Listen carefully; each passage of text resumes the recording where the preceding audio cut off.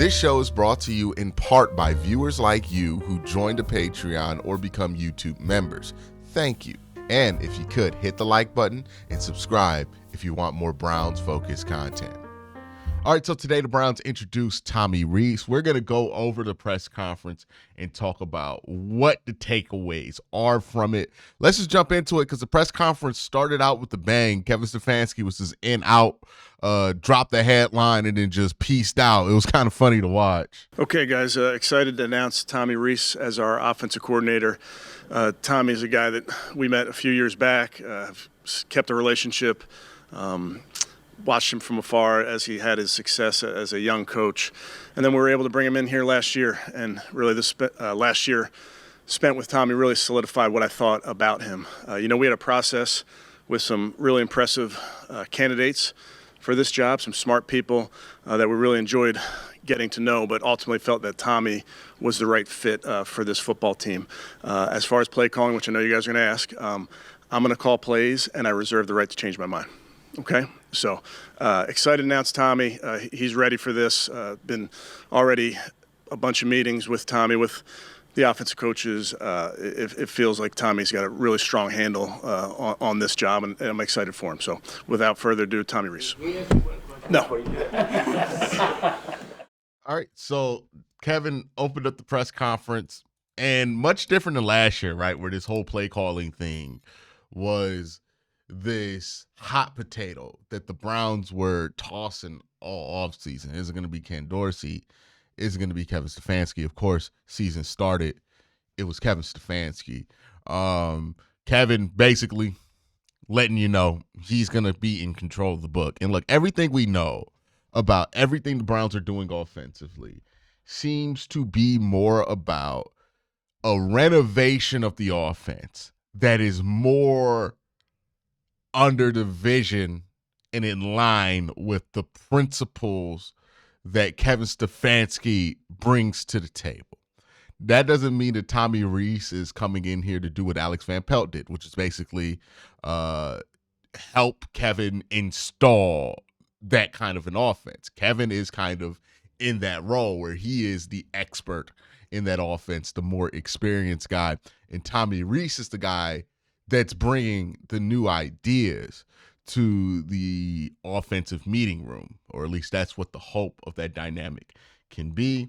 And the way Tommy Rees is going to be able to do that is through, game plan suggestions, play sheet suggestions, and then also who does he want to bring in potentially to be a quarterback's coach? Maybe he brings in a pass game coordinator to help bring new ideas, or a run game coordinator, right? Like there's a lot of different ways you can do it, but it all points to going to the principles that the Browns had success under Kevin Stefanski with 2 11-win seasons, 2 Coaches of the Year awards, and building from there, which seems obvious, but also like last year, building around Deshaun. Well, not building around Deshaun Watson, putting Deshaun Watson in the best possible situation to succeed also felt like it was going to be the obvious idea that would work out pretty well. But then Deshaun Watson played some of the worst football that we've ever seen in the Cleveland Browns uniform at the quarterback position, which covers a lot of ground.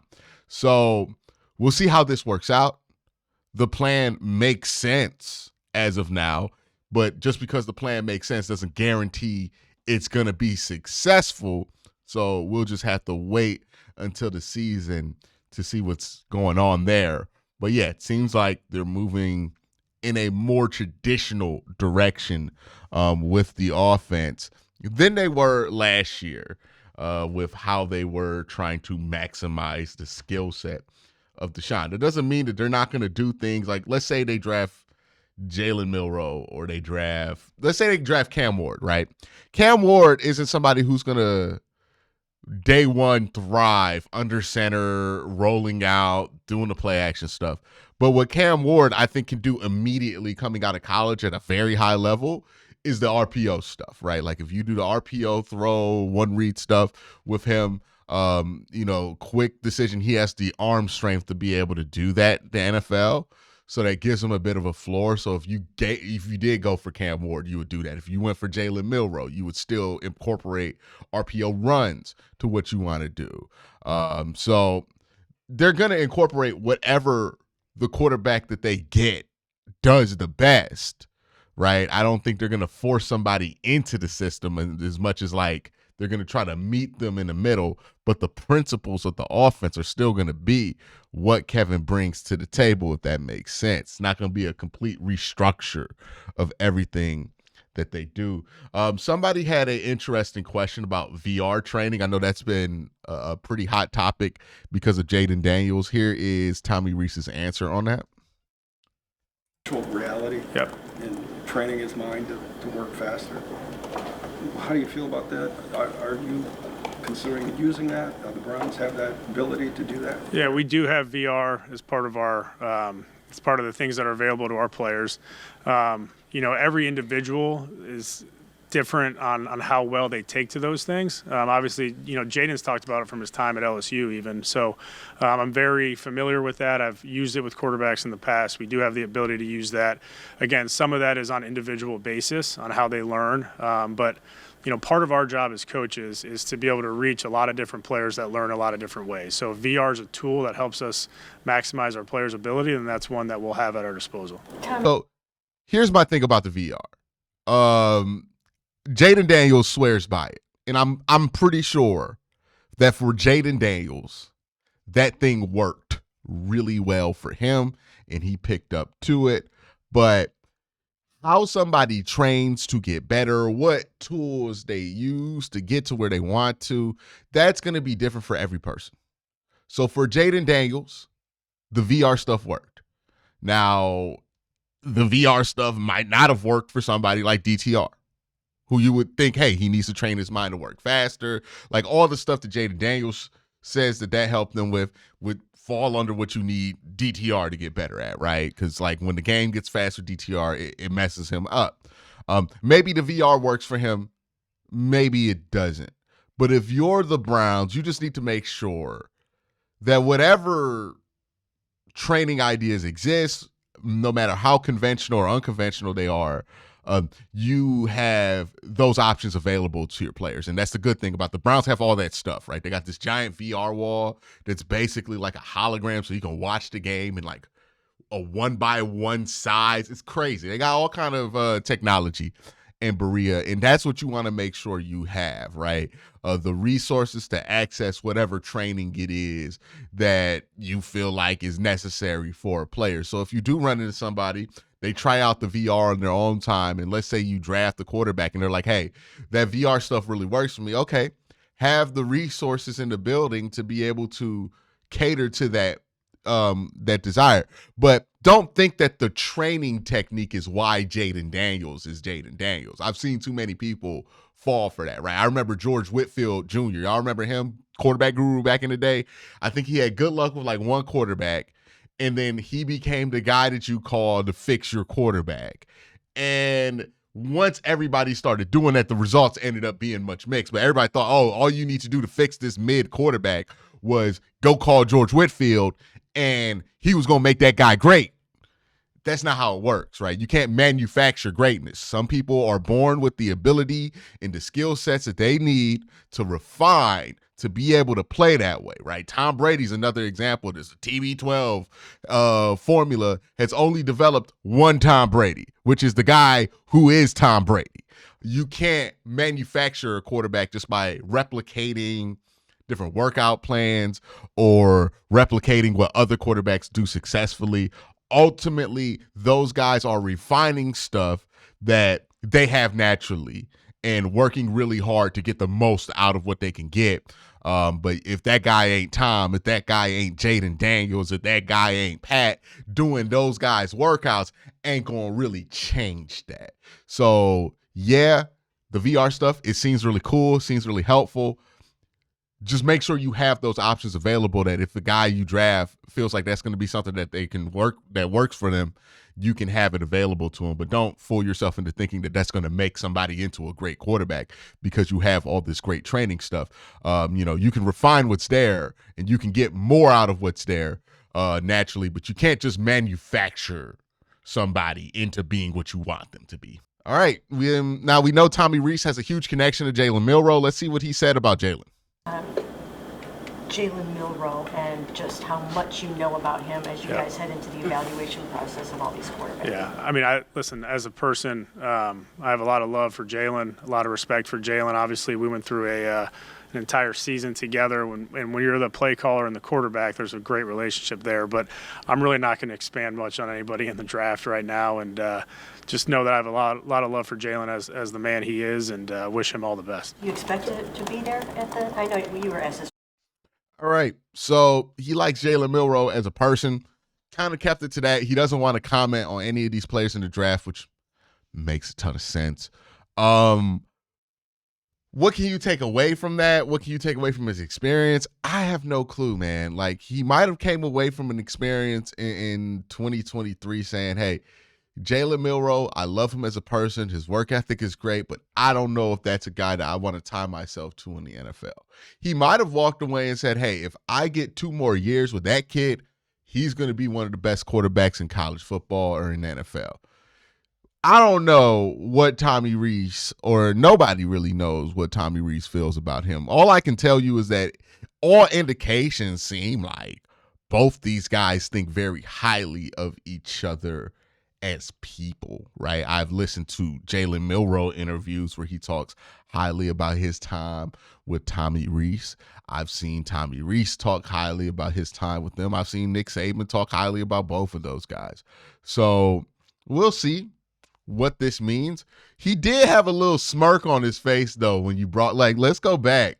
Want y'all to peep that. When they brought up Jalen Milroe, he did smile a little bit. So let's pull that up. Together, when you're the play caller and the quarterback. And just how much Disposal. Tommy, what about Jalen Milroe and just how much you know about? You see that? You see that? Either he was like, they were like, they're gonna ask you about Jalen Milroe, and he was like, are they? And then he smiled because of that. Or, maybe he likes Jalen Milroe as a player. We don't know. He also said at the end something that threw me off a little bit, which is like, I wish him the best in his future. Which to me sounds like you don't expect to get him. Like, and it might just be the case that Tommy Rees might love Jalen Milroe, but by the end of this process, if you don't have Kevin agreeing with you, if you don't have Andrew Barry agreeing with you, if you don't have some of the main movers and shakers in the Browns personnel department agreeing with you, then it just might not matter. Because ultimately, he is only the offensive coordinator. He's not like the head coach. He's not the general manager. He's not the owner of the football team. So maybe he does love Jalen. Does it matter if he does? I don't know. We'll see. We'll see how this process goes. Because it's going to take more than just Tommy Rees liking Jalen Milroe for the Browns to go all in on a Jalen Milroe, right? Because that's a full-time project for this team. Let's go ahead to the next question that I thought was interesting. Let's go. Talking about quarterback success is the better predictor now for wins and losses over turnover ratio. I'm just wondering if you fall on that, if you agree with that, and what you look at in terms of success, what leads to success. Yeah, I did not see his press conference. I would say, I agree with, the quarterback has as much influence in a game as any position in sport. I think when you're in a high level passing efficiency, when you're in a high level of efficiency offensively, that leads to wins and losses. I think the turnover margin is still a good number, but I think you see the pass efficiency number in the NFL continue to be a good indicator for that. And obviously that's a big part of playing the quarterback position.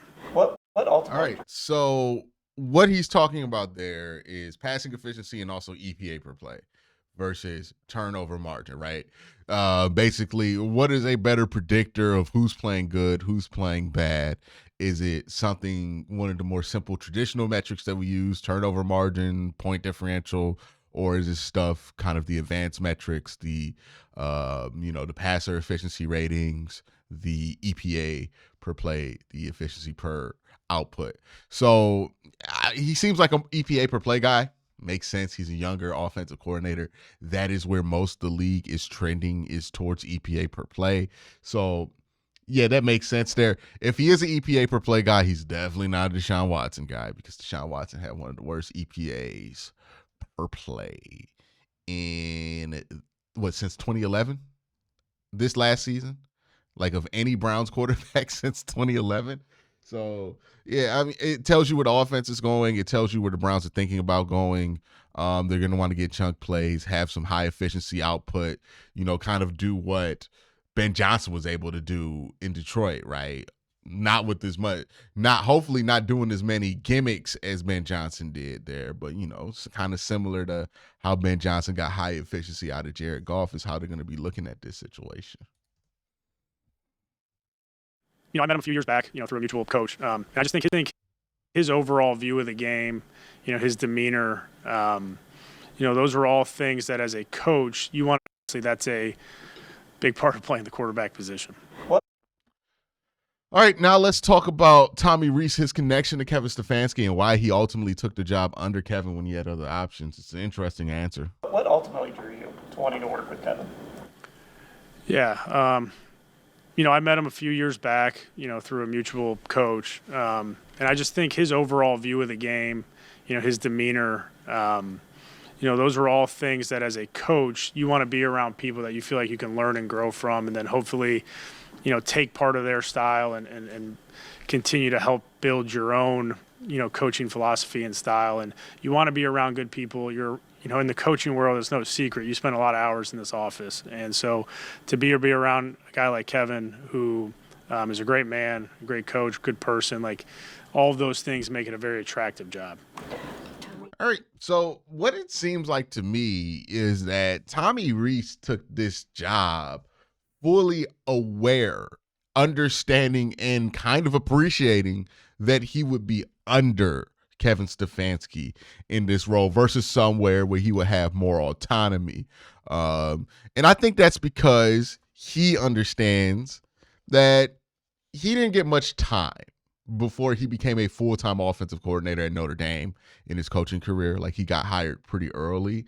So he never got that time to develop under system, right? He goes to Notre Dame, where he graduated college from, pretty much immediately gets elevated to offensive coordinator.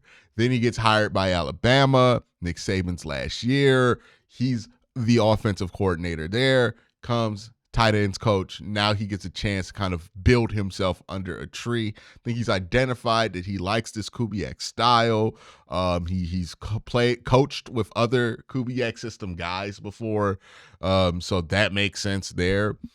And this is his opportunity to kind of be under a system so that when he does get his own opportunity, the offense that he brings over has more of an identity than what it did the last two times he was an offensive coordinator for Alabama, for Notre Dame. So I think he's trying to develop his bag as a offensive coordinator, right? Because he hasn't really gotten that opportunity. He's kind of just been thrown into places where he has to just kind of grab plays and figure out what he wants to do instead of working under somebody who's been an offensive coordinator for a long time, that's called plays, that knows what they want to do, has an identity with what they want to run. This makes sense for why Tommy Rees wanted to take this job. And it speaks highly to what he feels about Kevin, which, again, you want to make sure that the respect in that building is high for Kevin, because if he's going to be the head coach, that has to be one of those things that are there, right? You can't have a head coach nobody respects and think you're going to be successful. So it's good to know that there seems to be a high level of respect in the building still for Kevin Stefanski. Another question popped up about the offense. Let's listen to it. This class has some talent, enough talent that some of these guys can step in and start this year and succeed. Yeah, I look forward to evaluating them. I really do. Everyone assumes the offense will go back to the 2023 offense that won 11 games before you were here. Is that a correct assumption, that it will be more resembling what Stefanski did last year?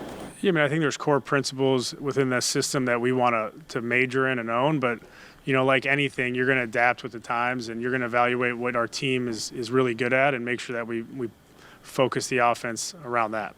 I know, and working. Yeah, 100% screams to me they're going back to what they used to do, because what has this team been good at? right? Like they've been good at doing what Kevin brings to the table, right? That's what they were built around since 2020. That's what these guys are here to do. That's what the offensive linemen complained about them not being able to do. This all screams that the Browns are moving back towards the Kevin Stefanski style and hoping that Tommy Rees can add some stuff to it. And look, their time with Ken Dorsey is going to add some stuff to it. It's not going to be the exact same thing. They're not going to just dust off the 2023 playbook and say, hey, man, we're back. We're going to put Nick Harris in fullback again, and we're just going to run this thing like old times. No, they're going to have some things that worked really well with Ken Dorsey. Jerry Jeudy had his most successful season as a pro in that offense. There's going to be things that you're going to do with Jerry Jeudy that are going to be from what Ken Dorsey was doing with him because you want to keep that success that Jerry Jeudy had in his offense, right? You don't want to just change everything over without any thought about who might have had success in the old system, who didn't. But like run game stuff, all that's probably going to change. The Browns had no success in the run game worth preserving. So they're probably going to move all of that back. They're probably going to want to add some new stuff to the run game because, even before they had Ken Dorsey back there, the run game wasn't necessarily great. So there's a lot there for the Browns to change and adjust, even though they're going back to the core principles of what Kevin wants to do. But that seems to be what they're focusing on and what the plan is this offseason, at least on the offensive side of the ball. Doesn't mean they're not going to be willing to adjust. Doesn't mean that they're not going to select somebody who's a little bit unconventional, doesn't fit the role perfectly because they can envision a world where they can adjust that role and get it right for that player. So they're going to be flexible to what kind of talent they can get. But the core principles of this are going to be what the Browns have done successfully in 2023 and 2020. So let me know what you guys think in the comment section down below. Y'all have a great day. Have an even better night. Peace.